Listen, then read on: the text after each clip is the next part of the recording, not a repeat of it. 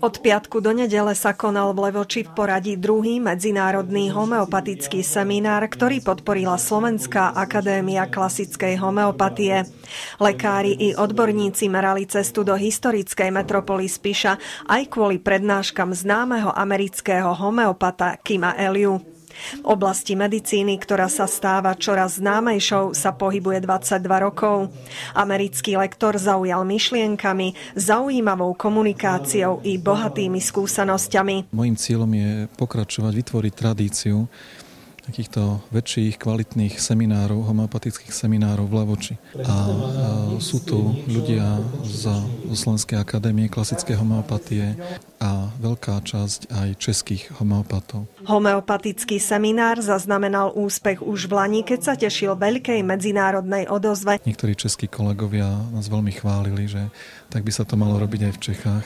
Čiže celková spokojnosť bola veľmi vysoká a možno práve to je dôvodom, prečo prišli aj teraz. Tak hlavní důvod je homeopatie, kterou sleduju už dlouhé roky a výborná pověst tohoto lektora. Ako ľudia dôverujú takejto liečbe v Česku? No tak někteří důvěřují, ale většina nedůvěřuje. Dneska lidi hodně věří asi reklamě, a homeopatie ako celkem žiadnu reklamu nemá. Na Slovensku dôveruje homeopatii čoraz viac ľudí, tvrdia odborníci, ktorí museli prejsť neľahkú cestu, aby si dôveru svojich pacientov získali. Z časti tá nedôvera vychádza z toho, že na Slovensku nebola tradícia. Čiže ľudia nemali skúsenosť s homeopatiou. Tá tradícia sa buduje vlastne od roku 91. A pokiaľ vtedy dohromady nikto ani nevedel, že čo to homeopatia je a že niečo také existuje, tak dneska už pacienti vedia, že také niečo existuje. Homeopatický liek je pre ľudský organizmus iba impulzom, samotnú prácu uzdravenia vykoná organizmus.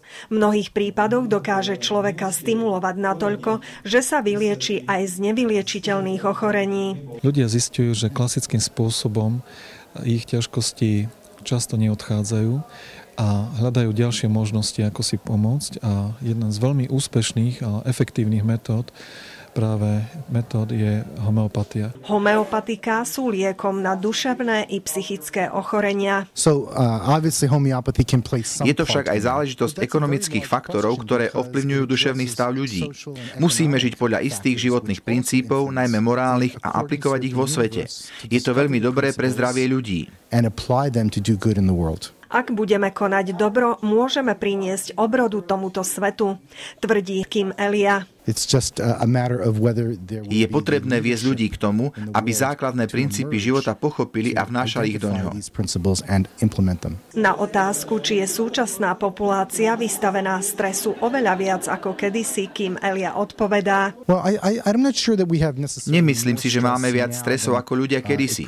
Napríklad pred 2000 rokmi bol priemerný vek človeka 20 rokov. Väčšina žien zomierala už v 13 po svojom prvom pôrode. Možno dnes máme iný typ stresu. Ako uvádza americký lektor, hlavným zmyslom homeopatie je pomôcť človeku naplniť jeho životné poslanie.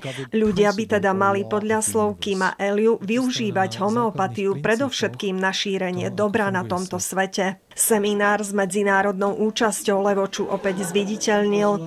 Jeho súčasťou boli aj sprievodné kultúrne podujatia. Odbornú verejnosť obohatil o poznatky z oblasti medicíny, ktorá je dnes známa ako liečba založená na minimálnej až nulovej koncentrácii liečiv.